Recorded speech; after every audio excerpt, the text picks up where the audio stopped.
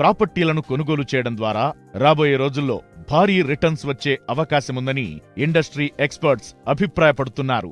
Outer ring రోడ్డుకు regional ring రోడ్డుకు మధ్యలో 25 కిలోమీటర్ల డిస్టెన్స్ ఉంటుంది కాబట్టి భవిష్యత్తులో ఈ హైదరాబాద్ నగరం రీజనల్ రింగ్ రోడ్డు వరకు అభివృద్ధి చెందే అవకాశం ఉంటుంది.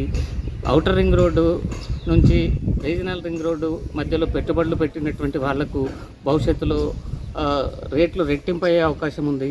మీకు గతంలో చూస్తే ఎక్కడైతే ఐటీ కంపెనీస్ వచ్చాయో అక్కడ అభివృద్ధి చెందటం జరిగింది.